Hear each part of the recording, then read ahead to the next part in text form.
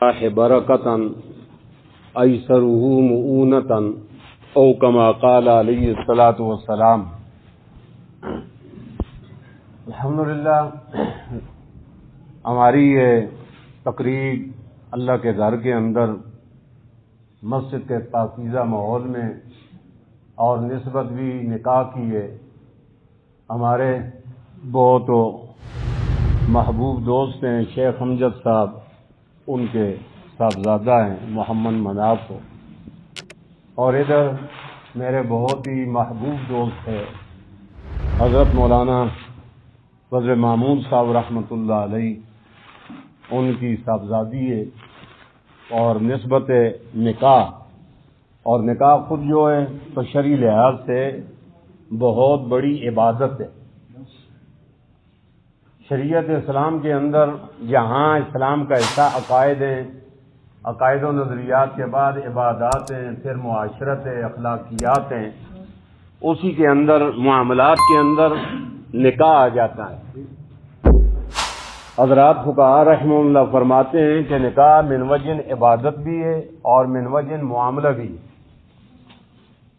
اور پھر ظاہر ہے کہ اللہ رب العزت نے ہمیں جس عظیم ہستی سے منسوب کیا ہے، یعنی سید الاولین والآخرین، امام الانبیاء، راحت المشتاقین، محمد الرسول اللہ سب کہو صلی اللہ علیہ وآلہ وسلم، آپ نے اتنا جامع دین اور ایسی پاکیزہ حیات طیبہ اپنی امت کو پیش کی ہے کہ زندگی کے نشیب و فراز اور کوئی ادنا سے ادنا بھی آپ پہلو سوچیں، خدا پاک کی قسم کوئی پہلو نہیں ملے گا کہ جس میں اللہ کے رسول صلی اللہ علیہ وسلم سے آپ نے نام لیوا غلاموں کو یتیم چھوڑا ہو، ہر پہلو میں اجاگر کیا۔ آپ حیران ہوں گے، واش روم کا استعمال وہ تو چھوڑو، اب وہ ابن ماجہ کے اندر ہے، میں خود پڑھائی ہیں حدیثیں، اللہ کے رسول صلی اللہ علیہ وسلم نے اپنے غلاموں کو تھوکنے کا طریقہ بھی بتلایا۔ ابن ماجہ کی روایت ہے، آپ نے فرمایا چلتے ہوئے ایک الیمن برکہ، دایاں بابرکت ہوتا ہے تو دائیں طرف منہ کر کے تھوکا نہ کرو، ناک صاف نہ کرو، بلغم نہ پھینکو، بایاں استعمال کرو۔ دوسرا آپ نے فرمایا اطراف اربع میں معظم جو طرف ہے وہ قبلہ ہے، قبلے کی طرف جان بوجھ کر تھوکو نہیں۔ اور ایک روایت میں آپ نے ارشاد فرمایا جو جان بوجھ کر قبلے کی طرف، پتہ بھی یہ ادھر قبلہ ہے پھر ادھر تھو کرتا ہے، بلغم پھینکتا ہے، قیامت کے دن یہ تھوک آگ میں تپا کر اس کی پیشانی سے لگایا جائے۔ اب یہ الگ بات ہے ہماری بدنصیبی، اور میں کہا کرتا ہوں ہماری مثال اس بد نصیب آدمی جیسی ہے کہ جو میٹھے دریا کے کنارے بسیرا کرتا ہے، رہتا ہے، اور پھر مر گیا، کیوں؟ پیاسا مر گیا۔ یا وہ بد نصیب کیڑا جس کی غذا مٹی ہے، کیچڑ ہے، اور وہ کیچڑ میں رہ کر مر جائے بھوک کی وجہ سے۔ اللہ کے رسول صلی اللہ علیہ وسلم نے اتنا جامع حیات طیبہ دی ہے کہ اللہ کے گھر میں بیٹھا ہوں، ایک بار نہیں کروڑوں بار میں قسم اٹھا کر کہہ سکتا ہوں، اللہ کا فرمان ہے اگر ہم پیاسے جو آج حالات کے مارے ہوئے ہیں، پریشان ہیں، ٹینشن ہیں، بے روزگاری کا رونا ہے، آپس کی لڑائی جھگڑا اور جتنی بھی پریشانیاں ہیں، اللہ کے رسول نے ایک جامع زندگی دی ہے، اگر اس کو میں اور آپ اپنا لیں تو لوگ تو کہتے ہیں کہ جی دین آ جائے، ایمان تقوی آ جائے تو مرنے کے بعد آخرت اچھی ہوگی۔ میں کہتا ہوں خدا پاک کی قسم اٹھا کر کہتا ہوں کہ آخرت میں جنت تو ہے ہی ہے، خدا فرما رہے ہیں دو قسمیں اٹھا کر کہ تم میرے نبی کے حقیقی غلام بن جاؤ تو مجھ خدا کو اپنی خدائی کی قسم میں نقد تمہاری دنیا کو بھی جنت بنا دوں۔ یہ قرآن ہے، من عامل صالحا من ذکر او انثی، جو عمل کرے صالح، صالح کا ترجمہ نیک کرتے ہیں، لیکن یہ مراد نہیں ہے، نیکی کا کوئی معیار ہونا چاہیے نا۔ وہ تو گمراہ فرقے بھی کتنی رسمیں کرتے ہیں، نیکی سمجھ کر کرتے ہیں یا گناہ سمجھ کر کرتے ہیں۔ علامہ سید محمود آلوسی رحمہ اللہ نے اس کا مفسرین نے فرمایا قرآن نے زور دیا ہے صرف عمل پر نہیں، عمل بھی ہو صالح بھی ہو. بولو کیا ہو؟ عمل بھی ہو صالح. من عمل صالحا، کسی جگہ فرمایا ان الذین آمنوا وعملوا الصالحات. سید محمود آلوسی بغدادی تفسیر المعانی میں فرماتے ہیں کہ صالح عمل کا معیار تھرمامیٹر کیا ہے؟ کس سے پتہ چلے گا یہ عمل اچھا ہے، اللہ کی نظر میں مقبول ہے یا مردود ہے؟ فرمایا العمل الذی یوافق بسنت رسول اللہ صلی اللہ علیہ وسلم. ہماری زندگی کا ہر عمل، نماز عمل نہیں ہے صرف، ہر عمل، شادی بھی عمل ہے، غمی بھی عمل ہے، اٹھنا بیٹھنا، واش روم استعمال کرنا، تھوکنا ہے جی، یہ کاروبار کرنا، تجارت کرنا، یہ سارے عمل ہیں. عمل اردو میں کام، یہ سارے کام ہیں. اور جو ہمارا عمل اللہ کے نبی کے عمل کے موافق ہو گیا وہ صالح بن گیا. اب اس کے اندر ہمارا سونا بھی آ گیا. سونا اگر اللہ کے رسول کے طریقے پر ہو گیا، خدا کی قسم آپ خراٹے مار رہے ہیں، لیکن فرشتے ساری رات آپ کی نیکیاں لکھتے ہیں، کیونکہ آپ اپنی مرضی، اپنے طریقے سے نہیں، نبی کی غلامی میں سوئے. واش روم سب سے بدبودار جگہ جس سے گھن آتی ہے، اور فطرتی مجبوری ہے آدمی جاتا ہے. اگر کسی کو قبض ہے تو 10-15 منٹ بھی لگ جاتے ہیں، لیکن اللہ کے نبی کے طریقے کے مطابق دعا پڑھتا ہے اللہم انی اعوذ بک من الخبث والخبائث. بایاں قدم اللہ کے نبی نے تلقین کی، پہلے اندر رکھو. فراغت کر رہے ہیں آپ، 10 منٹ لگے، 15 لگے، 20 منٹ لگے، آپ کہہ رہے ہیں گندی جگہ، ناک میں رومال بھی رکھا ہوا ہے، ادھر فرشتے جو ہیں تو قلم پر قلم چلا رہے ہیں کہ نبی کا غلام عبادت کر رہا ہے. پخانا اور پیشاب کرنا بھی عبادت بنا. کیوں بنا؟ اللہ کے نبی کا طریقہ. اور آج ہم نے نبی کے طریقے، بس ایک نماز ہی بس ہوئی دین ہے. یہ ہماری اس کیڑے جیسی بدنصیبی کہ آج ہم رونا روتے ہیں، معیشت کو رو رہے ہیں، پاکستان کی کشتی ڈاواڈول ہے. اللہ تعالیٰ نے واضح فرما دیا یہ ساری ہماری بدعملیوں کا ذریعہ ہے. وما اصابکم من مصیبت فبما کسبت ایدیکم ویعفو عن کثیر. اللہ فرماتے ہیں دنیا کے انسانوں جتنے تم پر مصائب وبال آ رہے ہیں، آپس کی نااتفاقیاں، ناچاکیاں، ٹینشنیں آ رہی ہیں، بما کسبت ایدیکم، عید ہاتھوں کو کہتے ہیں، تمہارے ہاتھوں کے گندے کرتوتوں کا نتیجہ ہے. ظہر الفساد فی البر والبحر بما کسبت اید الناس. دوسرے مقام پر فرمایا یہ جتنے بھی ملکوں کے اندر چاہے وہ معیشت کے وہ طوفان آ رہے ہیں، چاہے مہنگائی کے سیلاب آ رہے ہیں، جتنی بھی صورتیں ہیں بما کسبت اید الناس، یہ اللہ فرما رہے ہیں. کوئی فلاسفر نہیں، کسی دانشور کا تجزیہ نہیں ہے. اب اللہ سے پر بھی ہمیں اعتبار اگر نہیں ہے تو پھر بدنصیبی. اگر ہم مردار ہوتے ہیں، اگر ہم تباہ ہوتے ہیں تو اپنے پاؤں پر خود کلاڑی مار رہے ہیں، اپنے کو روئیں، اپنے کو پیٹیں، کسی پر کیوں گلا کرتے ہیں؟ یہ فلاں آیا تو ایسے ہو گیا، یہ ہو گیا فلاں. کچھ بھی نہیں. اگر فرشتے بھی آ جائیں لیکن بنیاد میں اور آپ میں معاشرہ ہے، ہم نہیں سنوریں گے. خدا کی قسم خدا ایسے قوم ہود اور سمود کی طرح یہ کوڑے برساتا رہے گا. دماغ کسبت عید الناس، لوگوں کے ہاتھوں کے کرتوتوں کا نتیجہ ہے. اللہ کیوں ہمیں یہ عذاب دنیا میں کیوں آتے ہیں؟ لیذیقہم بعض الذی عملوا، تاکہ اللہ ان کے بعض کرتوتوں کا انہیں مزہ چکھائیں. یا اللہ اس میں کیا ہوگا؟ لعلہم یرجعون. شفقت دیکھو خدا کی. یہ میرے کوڑے اس لیے لگ رہے ہیں کہ میرے نبی کے غلام شاید جو مجھ سے دور ہو گئے میری طرف لوٹ کر آ جائیں. تو جامع زندگی، ہمارا اٹھنا بیٹھنا، غمی، یہ ساری چیزیں، ہمارا چہرہ مورا چہرہ نبی والا ہو. اگر چہرہ آپ دیکھیں، اگر پیشاب نبی کے طریقے پر تو گندا کام کر رہے ہیں اور عبادت بن گیا. اگر نبی کے غلامی میں نبی جیسا خوبصورت چہرہ اپنا سنوار لیا، کم از کم ایک مٹھ داڑھی رکھ لی، تو آپ داڑھی تو 24 گھنٹے رہتی، یہ وقتی چیز ہے. 24 گھنٹے عبادت یہ فرشتے الگ لکھتے چلے جا رہے ہیں. سبحان الذی زین الرجال باللحا والنساء بالزوائب. فرشتے تسبیح پڑھتے ہیں، پاک ہے وہ اللہ جس نے مردوں کو خوبصورتی اور زینت بخشی ہے، باللحا داڑیوں کے ذریعے، اور النساء بالزوائب عورتوں کو حسن دیا ہے سر کی مینڈیوں کے ذریعے. تو اس میں شادی شادی مستقل حدیثوں میں کتاب النکاح موجود ہے. ہم نے یہ سمجھ لیا ہے کہ صرف جنسی ہیجان کی تکمیل کا طریقہ شادی ہے. وہ تو ضمنی چیز ہے. شادی دو افراد کو نہیں، دو گھروں کو نہیں، دو قبیلوں کو جوڑتا ہے، دو علاقوں کو جوڑتا ہے، اور پھر ایک نسل نوح پیدا ہوتی ہے. یہ پھر دیکھیں اس نکاح کی برکات، یہ میٹھے میٹھے رشتے کہاں سے پیدا ہوئے. یہ میرا بیٹا ہے، یہ میری بیٹی ہے، یہ میرا پوتا ہے، یہ میری نواسی ہے، یہ ماما ہے، یہ چاچا ہے، یہ خالہ ہے، یہ پھوپھی ہے. اگر نکاح نہ ہو تو یہ رشتے ہوں گے؟ بولو تو بات سمجھ میں آ رہی کہ نہیں؟ یورپ والوں کے ہاں سب کچھ ہے، مال اتنا، کھانا اتنا کہ کتے بھی کھا کھا کر وہ انہیں اوکے لگے رہتے ہیں، مکھن اور پیسٹریاں کھا رہے ہیں. لیکن آج ان کے پاس علم وحی کی معرومی کی وجہ سے یہ پیارے رشتوں سے بھی معروم. بہت بڑا طبقہ ہے. آپ دیکھے ہوں گے یورپ کے جتنے یہ صدر، کسی کے مامے کا خالہ کا تذکرہ کم ہی آتا ہے. یہ اسلام کی نعمت ہے.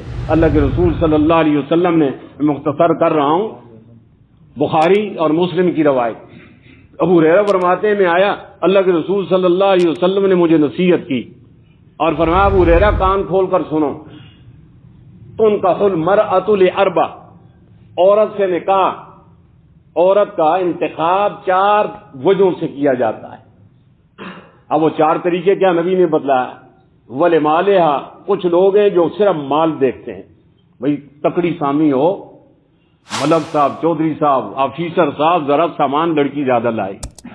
ولمالہا، کچھ لوگ ولحسبہا، حسب دیکھتے ہیں، برادری جی ناک ذرا اونچی ہوگی. یہ ساری شیطانی وہم ہے. ناک اونچی ہو، خانوں کے، ملکوں کے، چودھریوں کے، فلاں برادریوں کے اندر کروں گا. نبی نے تیسرا فرمایا ولجمالہا، کچھ لوگ معیار لڑکی کے انتخاب میں حسن و جمال کو سامنے رکھتے ہیں. عموماً نصارہ کا طریقہ جو ہے وہ حسن و جمال دیکھتے ہیں، یہودی مال دیکھتے ہیں، اور ہمارے باپ دادے ہندوؤں کے ساتھ رہے وہ ذات کی وہ پوجا پاٹ کرتے ہیں، برادری سے باہر نہیں دیں، قوم سے باہر نہیں ہوگا. اور چوتھا ولدینہا، اور کچھ خوش نصیب ہیں جو انتخاب اپنی بہو کا، اپنی بیوی کا یا اپنی بیٹی کے لیے انتخاب کرتے ہیں، ولدینہا، دین دیکھتے ہیں. اب آگے سنو، نبی نے ان 4 میں سے ہمارے لیے کیا نمونہ چھوڑا. نبی کا نام لیتے ہیں نا، سارے لیتے ہیں کہ نہیں لیتے؟ نعرے تو لگاتے ہیں میں اور آپ، مر گئے تیرے عشق میں یا رسول اللہ. عبداللہ ابن ابی اس دور کے اندر ہوتا تو وہ بھی ہم پر ہنستا کہ میرے اور ان میں کیا فرق ہے.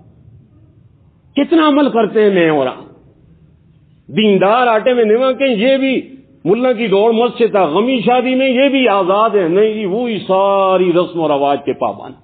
نبی نے فرمایا ابو ہریرہ رضی اللہ تعالیٰ عنہ کہ مجھے آپ نے پیار سے کہا فاظفر بذات الدین تربت یداک. مذاق میں فرمایا تیرا ستیہ ناز، تربت یداک کا ترجمہ جس طرح پیار سے ہم کہتے ہیں نا چھوٹے کو، تیرا ستیہ ناز یہ کر. نبی نے فرمایا ابو ہریرہ تیرا ستیہ ناز، اگر تو چاہتا ہے میں دنیا آخرت میں کامیاب ہو جاؤں، بذات الدین، تو انتخاب دین والی کا کر. اور پھر اللہ کے رسول صلی اللہ علیہ وسلم نے بخاری مسلم کی روایت ہے اعظم النکاح برکتن ایسرہ مؤونتن، فرمایا سب سے بابرکت نکاح وہ ہوگا جو کم خرچ ہو. کم خرچ بالا نشین. دیکھیں ولیمہ سنت ہے، لیکن ولیمے کے لیے قرضہ لینا یہ ولیمہ سنت نہیں، یہ بدعت اور گناہ ہوگا. تکلفات میں پڑ جانا. اللہ کے رسول صلی اللہ علیہ وسلم جن کا اپنا طریقہ ہے، آپ نے تو اکثر ازواج کے اندر ایک میں وہ مدیدہ سا بنایا، جو کا آٹا، کھجور، اس کے اندر کچھ ملا کر چند صحابہ جتنی ہستی تھی آ جاؤ دسترخوان لگا میرا ولیمہ تھا. ایک زوجہ محترمہ کی بڑی سخاوت، اس وقت ہاتھ کھلا تھا، پوری بکری ذبح کی، پوری بکری. اور ایک ہو زوجہ محترمہ، اس وقت نبی علیہ الصلوۃ والسلام نے شادی کی. دوسرے دن فرمایا صحابہ آؤ، میری جیب تو اجازت نہیں دیتی، جو کچھ گھر میں کھانا ہے گھر میں کھانے کے بجائے نبی کے دسترخوان پر لے آ. آپ نے اپنے برتنوں میں کوئی جو لے آیا، کوئی کھجور لے آیا، کسی کے پاس کوئی سالن تھا، سار کو گڑبڑ جمع کر کے فرمایا کھاؤ آپ نے نبی کا ولیمہ. ہم نے تو اللہ معاف کرے ولیمے کو بھی بدنام کیا ہوا, اور ولیمے کے اندر بھی پھر ناک نمائش ہو. چودھری صاحب آ رہے ہیں, پروٹوکول سب کو دیا جا رہا ہے, اور جو بیچارے غریب مسلمان ہیں جن کا زیادہ حق ہے. اور ایک حدیث بھی میرے کدھر نظر سے گزری ہے جس میں آپ نے اس ولیمے کی مذمت بیان کی ہے جس کے اندر فقراء اور مسکینوں کو دھکے دے دیے جائیں. ہمارے وجوہیوں میں ایسے ہی بہت تیز مارتے ہیں تو نفرت سے کرتے ہوئے غریب آ گیا, کوئی پھٹے پرانے کپڑے والا, آپ نے جاننے والا بھی ہے, مزدور ہے بیچارہ دیہڑی والا, اسے ادھر بیٹھ جاؤ, بچہ ہوا دے دیا. کیا اپنی توہین سمجھتے ہیں؟ خدا کے لیے اللہ نے اپنا حبیب صلی اللہ علیہ وسلم جیسی پاکیزہ ہستی دی ہے, ان کی معطر زندگی دی ہے. یہ معطر زندگی کیا خدا کے لیے سوچو, کیا فرشتوں کو مکلف کیا کہ وہ نبی کی غلامی کریں, یا ہمیں بنایا اللہ نے مکلف؟ کون کرے گا عمل پہ؟ میں اور آپ بھی نہیں کریں گے. تو پھر یاد رکھیں کل جنت میں داخلہ حرام ہوگا جب تک نبی کے قدموں میں حاضری نہیں دو گے. حشر کے دن حوض کوثر پر کیا منہ دکھائیں گے اللہ کے رسول صلی اللہ علیہ وسلم کو؟ وہاں کی وہ چلچلاتی دھوپ اور پیاس ہی نبی کے دست مبارک سے بجھے گی. لیکن بخاری کی روایت ہے کہ وہ آزاد جو چمکیں گے, صحابہ نے پوچھا تھا نا کیسے پہچانیں گے, اربوں خربوں ہوں گے ساری امتیں. فرمایا کہ اگر سیاہ گھوڑے کھڑے ہوئے حد نظر, لیکن کچھ گھوڑے ایسے ہوں جن کے صرف چاروں پاؤں اور ماتھا سفید ہو, تو بتلاؤ. فرمایا تو دور سے نظر آئیں گے. فرمایا میری امت کی یہ نشانی ہوگی قیامت کے دن کہ ان کے وضو کے یہ آزاد چہرہ, دونوں ہاتھ اور پاؤں چمک رہے ہوں. بخاری کی روایت ہے کہ فرشتے پکڑ کر کے نبی کے کچھ نام لیوا امتیوں کو گھسیٹ کر جہنم کی طرف لے کر جا رہے ہیں.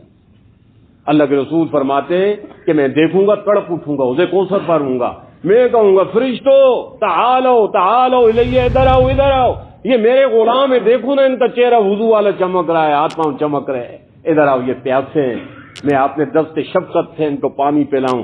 فرشتے عرض کریں گے, یہ الفاظ ہیں حدیث کے, اللہ کے رسول انک لا تدری ما احدثوا بعدک, اللہ کے رسول آپ تو دنیا سے چلے گئے تھے, آپ کو نہیں پتا نام آپ کا لیتے تھے, کلمہ آپ کا پڑھتے تھے, آپ کے دین کا اجڑا لگا ہوا باغ انہوں نے اجاڑ دیا تھا, آپ کے دین کو مسخ کر دیا تھا انہوں نے, آپ جا مسخ کر رہے ہیں.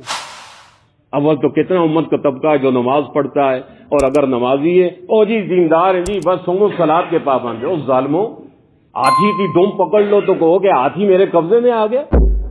سومو صلاۃ تو دین نہیں ہے, شادی بھی ہے, اس میں غمی بھی ہے, اپنا چہرہ بھی ہے, لباس بھی ہے, اپنے بال بھی نبی جیسے بال بناؤ, اپنی تقاریب بھی نبی کے مطابق, گناہوں سے بچو. اور اس دور کا سب سے بڑا فتنہ, اور میں کہتا ہوں کچھ تو پرچون گناہ ہیں اس وقت, گناہوں کا گٹر اور چشمہ وہ ہے دور حاضر میں یہ انٹرنیٹ کا غلط استعمال. آج بڑے بڑے معزز, بڑے بڑے قوانین, بڑے بڑے ملک اور چودھری دیندار علماء ہمارے علم میں کہ ہماری طرف لوگ رجوع کرتے ہیں, جو 4 آدمیوں میں بیٹھ کر گرجتے تھے, جرگا بنتے تھے. ان موبائلوں کی تباہی سے ان کی بیٹیوں کے وہ کرتوت سامنے آئے کہ آج ان کی پگڑیاں جو ہیں مٹی میں خاک کر دی. کل ارتباط میں بیان کر رہا تھا, میں نے وہ سناؤں حدیث ختم کرتا ہوں, اور اس حدیث کا مفہوم ذہن نشین کریں, آگے بات پہنچائیں. اور روایت ابن ماجہ کی, سنن ابن ماجہ, حدیث کا نمبر بھی ہے 4245, راوی حضرت صوبان رضی اللہ تعالیٰ عنہ. وہ حدیث اس دور کے لیے بالکل فٹ آئی ہے. حضرت صوبان فرماتے ہیں کہ اللہ کے رسول صلی اللہ علیہ وسلم نے فرمایا لَأَعْلَمَنَّ اقواما من امتی یاتون یوم القیامت بحسنات امثال جبال تہامۃ بیضاء. اللہ کے رسول نے صحابہ سے فرمایا میری امت کے لوگ کچھ ہوں گے, قیامت کے دن آئیں گے, اللہ کی بارگاہ میں نیکیاں کتنی لائیں گے؟ جبل, پہاڑ کو کہتے ہیں جبال جمع ہے, پہاڑ تہامہ, علاقہ تہامہ کے پہاڑوں کی مقدار میں نیکیاں لے کر آئیں گے. لیکن آگے عبرتناک آگے عبرتناک نبی نے فرمایا جب اللہ کے سامنے پہاڑوں کی مقدار میں نیکیاں لے کر آئیں گے یجعلہ اللہ عز وجل حباء منصورا، اللہ ان کے پہاڑوں کی بقدر نیکیوں کو سب اکارت اور ضائع کر دے۔ اہل صوبان صحابہ کام گئے، ایک تو وہ ہے نا جس نے عمل نہیں کیا تو چلو عمل کر کے ضائع ہو گیا۔ حضرت صوبان رضی اللہ تعالیٰ عنہ فرماتے ہیں یا رسول اللہ، اللہ کے رسول ذرا آپ واضح کریں ہمارے لیے، کھول کر اس مسئلے کو بیان کریں، وہ بد نصیب کون ہے؟ ان لا نکون منہم ونحن لا نعلم، کہیں جہالت میں مارے کر کے ہم بھی ان میں شامل ہو جائیں اور ہمیں پتہ بھی نہ چلے۔ آگے سنیں، اللہ کے رسول صلی اللہ علیہ وسلم نے فرمایا انہم اخوانکم، میرے صحابہ وہ تمہارے ہی بھائی ہوں گے یعنی مسلمان ہوں، ومن جلدتکم، تمہاری اس برادری یعنی امت مسلمان سے ہوں گے، اور یاخذون من اللیل کما تاخذون، راتوں کو وہ بھی ایسے ہی تہجد پڑھیں گے جس طرح صحابہ تم پڑھتے ہو، تہجد گزار۔ پھر کیا؟ اللہ کے نبی نے فرمایا کہ انہم قوم اذا خلو، وہ ایسے لوگ ہوں گے جب تنہائی میں ہوں گے، اذا خلو، خلوت سے، سمجھ میں آ رہی بات نہیں آ رہی؟ اذا خلو، جب وہ میرے امتی خلوت میں ہوں گے، تنہائی میں ہوں گے، تو کیا کریں گے؟ اذا خلو بمحارم اللہ انہقوہا، دیکھیں گے اب کوئی دیکھنے والا نہیں، دروازے کو کنڈی لگا دی اور پھر وہ حرام کاریوں کا ارتکاب کریں گے۔ اب یہ اس وقت سمجھ میں نہیں آتا تھا کہ گناہ زنا کے لیے تو ظاہر ہے اکیلے اپنے سے تو زنا بدکاری نہیں ہو سکتی، بد نظری کا گناہ ہے تو آپ نے اکیلے کنڈی لگا کر بد نظری خود اپنے کو دیکھو، اس کے لیے کوئی دوسرا بھی چاہیے۔ صحابہ نے تو ایمان لایا کہ ہوگا پھر کسی دور کے اندر، اللہ کی قسم بالکل انٹرنیٹ اس کا مصداق بن گیا ہے۔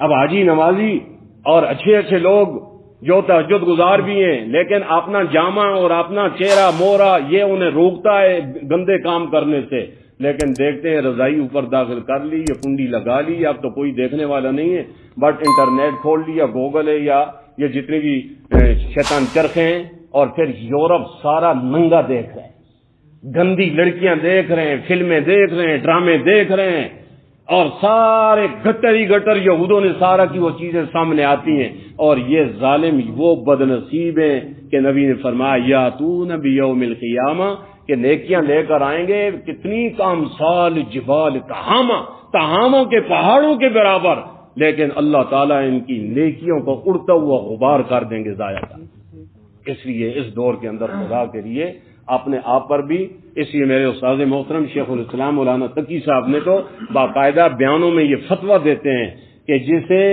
100% یقین نہ ہو اپنے پر اعتماد، اس کے لیے سمارٹ فون رکھنا جائز ہی نہیں، رکھنا جائز ہی نہیں، اور اگر کسی ضرورت کی وجہ سے رکھتے ہیں تو خدا کے لیے نیٹ کی طرف جاؤ ہی نہیں، زیادہ سے زیادہ واٹس ایپ ضرورت کے لیے جو ہے کر لو، نیٹ میں پھر ظاہر ہے جو دروازے اونچ رکھتے ہیں، دروازے اونچے رکھتے ہیں، تو یقین کس کو ہو سکتا ہے اپنے آپ پر؟ اللہ تعالیٰ عمل کی توفیق عطا فرمائے۔